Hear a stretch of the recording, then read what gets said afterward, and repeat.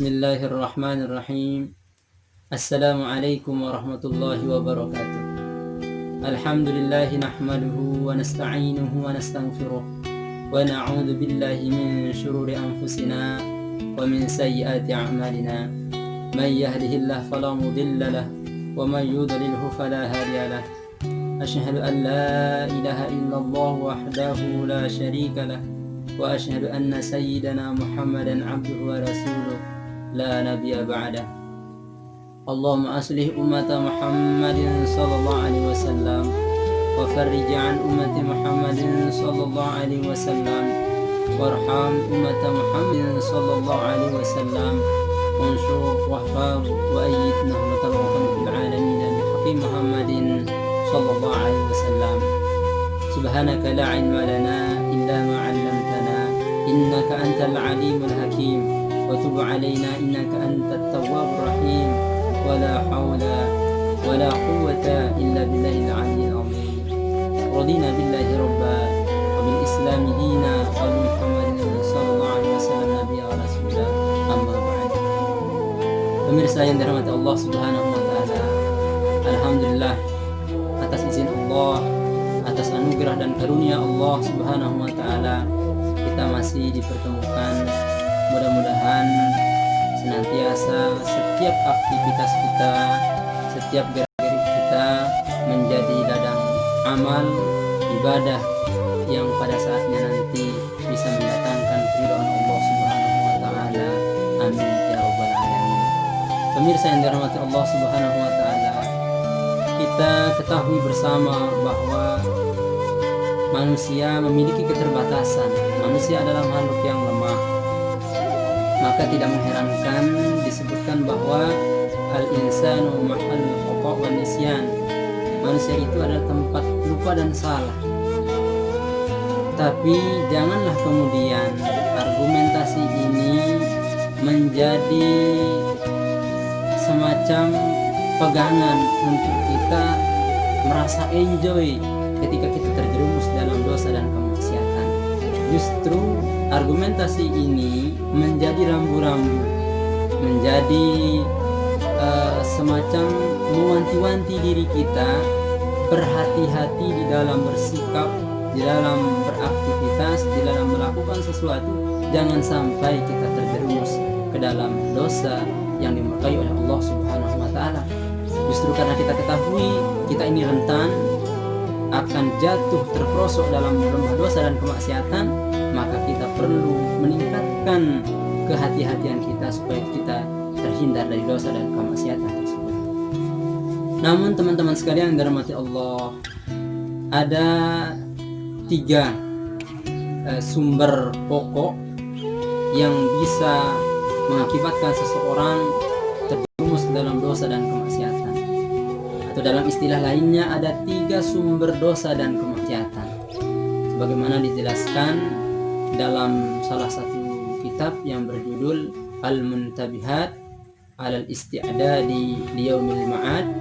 Di sana dijelaskan auhallahu ta'ala ila Musa bin Imran fit Taurat, inna ummahatil khotoya salasun al-kibru wal hasadu wal hirsu. Diwahyukan, Allah mewahyukan kepada Musa bin Maryam di dalam kitab Taurat, sesungguhnya sumber segala dosa ada 3. Al-kibru, sombongan, wal hasadu, hasad, wal hirsu, dan tamak. Nah, berdasarkan pemaparan di atas, teman-teman sekalian, kita dapat mengambil pelajaran atau sebuah kesimpulan bahwa sumber dari segala dosa itu tidak terlepas dari 3 hal ini. Mana 3 hal ini? Yaitu kesombongan, hasad, iri dengki, dan yang terakhir tamak atau rakus. Nah, kita mencoba memulai dari sombong. Apa sih sebenarnya makna sombong ini sehingga sombong bisa menjadi sumber utama seseorang akan gelimangan dosa? Nah, sombong ini berdasarkan sabda baginda Rasulullah SAW yang diriwayatkan oleh Ibnu Mas'ud. Di sana beliau SAW bersabda, la yadkhulul jannah man kana fi qalbihi mithqalu dzarratin min kibr. Yang artinya apa? Tidak akan masuk surga seseorang yang di dalam hatinya itu ada kesombongan sekalipun sebesar biji zarah. Lantas kemudian para sahabat bertanya, apakah orang yang berpakaian bagus, apakah orang yang pakai sandal bagus itu termasuk orang yang sombong wahai Rasulullah? Rasulullah sallallahu alaihi wasallam pun beliau menjawab, innallaha jamil yuhibbul jamal, al-kibru batrul haqq wa ghamtun nas.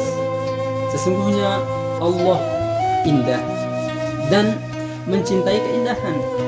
Sesungguhnya sombong itu adalah menolak kebenaran dan meremehkan manusia yang lainnya. Pemirsa yang dirahmati Allah Subhanahu wa taala. Jadi dari hadis baginda Rasulullah sallallahu alaihi wasallam di atas, beliau mendefinisikan atau memberikan makna terhadap sombong itu ada dua. Yang pertama adalah batrul haq, menolak kebenaran. Jadi orang sombong itu sekalipun kebenaran sudah terang jelas, nampak jelas di depan mata, dia tidak akan menerimanya, dia akan menolaknya. Nah, ini kesombongan. Dan makna yang kedua daripada sombong itu adalah ghamtun nas, menganggap enteng atau meremehkan manusia yang lain. Dia menganggap dirinya yang lebih tinggi. Nah, kita ambil contoh teman-teman sekalian terhadap makhluk Allah yang terjerumus ke dalam dosa disebabkan oleh kesombongan ini. Kita mulai dengan yang pertama, yakni setan laknatullah alaihi. Setan ini teman-teman sekalian, dulu dia itu menempati posisi yang dekat di sisi Allah Subhanahu wa taala, sama dengan para malaikat ketika itu. Namun tatkala Allah Subhanahu wa taala menciptakan Nabi Adam, kemudian menyuruh para malaikat untuk bersujud kepada Adam, sujud di sini sujud ketundukan kepada Nabi Adam, maka semua para malaikat tunduk patuh kepada Nabi Adam kecuali iblis. Karena apa iblis tidak mau? Saudara-saudara sekalian, ada kesombongan yang terdapat di dalam diri iblis tersebut. Nah, maka oleh karena itu teman-teman sekalian yang dirahmati Allah Subhanahu wa taala, ini kesombongan akan mengantarkan seseorang kepada jurang dosa-dosa yang lainnya. Coba kita perhatikan, lantaran dosa sombong yang dimiliki oleh iblis laknatullah alaih, sampai-sampai dia terlaknat dan terusir dari dalam surga, sehingga oleh sebab itu dia menanam benih dendam terhadap Nabi Adam alaihissalam, sehingga memproklamasikan atau memproklamirkan dirinya senantiasa menggoda semua anak cucu Adam supaya bisa mengikutinya. Hanya lantaran kesombongan dia rela menanggalkan kebenaran yang sudah di depan mata, yang padahal dia sendiri tahu itu adalah kebenaran. Nah, maka oleh karena itu teman-teman sekalian yang dirahmati Allah, kita memohon kepada Allah mudah-mudahan terhindar dari sikap sombong ini. Secara umum sikap sombong ini ada sombong yang pertama, sombong yang bertentangan dengan iman secara keseluruhan. Nah, kesombongan di sini adalah orang yang secara total menolak kebenaran. Nah, ini seperti hidayah Islam, dia tidak mau menerimanya. Maka ini kesombongan yang bisa bertentangan dengan iman. Kemudian yang kedua, sombong yang tidak bertentangan dengan iman. Maksudnya di sini adalah sombong yang terkait dengan mungkin merasa lebih hebat daripada orang lain. Di sini ada tiga tingkatan juga. Pertama, sombong yang disebabkan oleh faktor materi, merasa lebih kaya, merasa lebih rupawan dari orang lain. Yang kedua, yakni faktor kecerdasan, merasa lebih pintar dari orang lain, merasa lebih cerdas, merasa pendapatnya yang paling benar. merasa lebih berwawasan dari orang lain, sehingga mengakibatkan ketika mendengar orang lain dianggap orang lain itu biasa-biasa saja, meremehkan orang lain. Dan yang ketiga, dan ini juga yang bahkan jauh lebih parah, kesombongan disebabkan oleh faktor kebaikan yang dilakukan. Merasa lebih baik dari orang lain, merasa lebih tulus dari orang lain, merasa lebih taat daripada orang lain. Na'udzubillah summa na'udzubillah. Teman-teman sekalian, pada beberapa faktor yang menyebabkan orang sombong yang saya bacakan tadi ini, inilah cara iblis laknatullah alaih menggoda kita semua supaya kita mengikuti jejak langkahnya, ya, khutwatus syayatin, langkah-langkah setan. Perlahan-lahan kita dituntunnya supaya kita mengikuti langkahnya dengan cara yang sangat halus. Makanya pertama terkadang dengan materi kita digoda supaya kita sombong. Oh, saya lebih kaya, lebih dan lain, pokoknya lebih dari segi materi. Nah, itu kita ditanamkan sikap sombong. Begitu pula ketika kita memiliki kecerdasan, keilmuan, kita akan merasa lebih hebat daripada orang lain. Nah, dua jenis sombong ini, ada satu lagi yang jauh lebih berat, teman-teman sekalian. Dan di sini iblis laknatullah alaih bermain sangat halus. Apa itu? Faktor kebaikan atau amal ibadah yang kita lakukan. Maka di sini kita perlu hati-hati.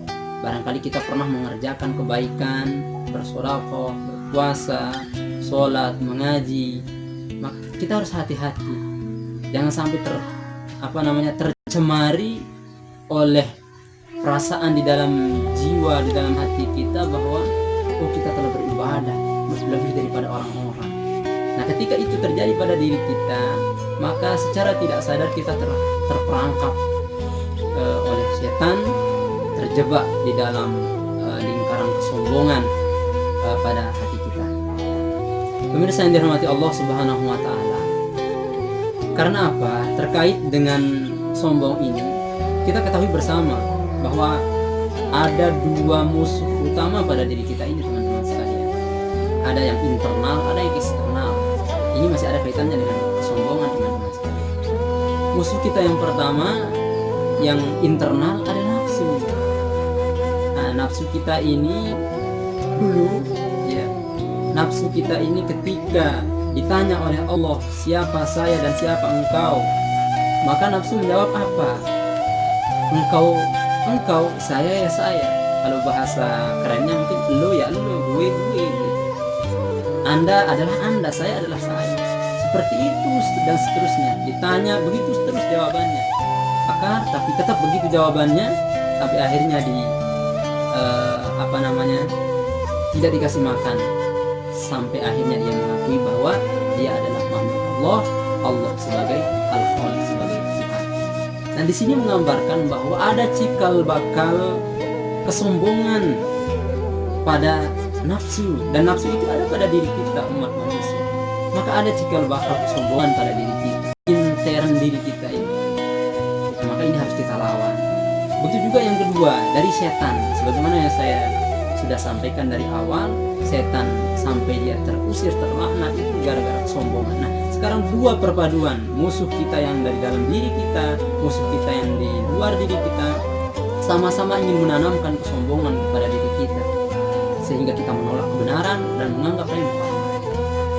Maka perlu kita memaksimalkan ibadah-ibadah kita supaya kita terhindar dari dosa kesombongan ini. Karena dulu, ya, contoh kedua, makhluk Allah Subhanahu wa taala yang bersikap sombong, saudara-saudari sekalian, adalah Fir'aun laknatullah alaih. Nah, tadi yang pertama setan atau iblis terusir dari dalam surga gara-gara kesombongan. Aba wastakbaro, enggan, wastakbaro, kemudian menganggap dirinya lebih besar sehingga dia tidak mau sujud kepada Nabi Adam. Yang kedua adalah Fir'aun. Saking sombongnya Fir'aun, teman-teman sekalian, sampai-sampai dia mengatakan, ana rabbukumul a'la. Saya rabbukumul a'la, Tuhanmu yang tertinggi. Sampai sedemikian kesombongan yang ada pada diri Fir'aun laknatullah alaih. Nah, teman-teman sekalian yang dirahmati Allah Subhanahu wa taala, pelajaran yang kita ambil dari pembahasan kita kali ini tentang sumber malapetaka, sumber kecelakaan bagi seorang umat manusia yang berupa kesombongan. Ini perlu kita lawan. Bagaimana cara kita melawannya? Cara melawannya adalah kita lihat lawanan kata daripada sombong. Sombong itu identik dengan membesarkan diri, menolak kebenaran, meremehkan orang lain. Maka cara kita melawannya adalah kita rendahkan diri kita. Ya, kita terima kebenaran, hidayah dari Allah kita terima. Kemudian kita jangan pernah menganggap remeh orang lain. Kita harus ingat bahwa likulli syai'in maziyah, segala sesuatu itu punya kelebihan. Nah, ketika kita memiliki hal preventif seperti ini, maka insya Allah kita akan terhindar dari sifat sombong. Teman-teman sekalian yang dirahmati Allah Subhanahu wa Ta'ala, untuk video kali ini kita cukupkan sampai di sini.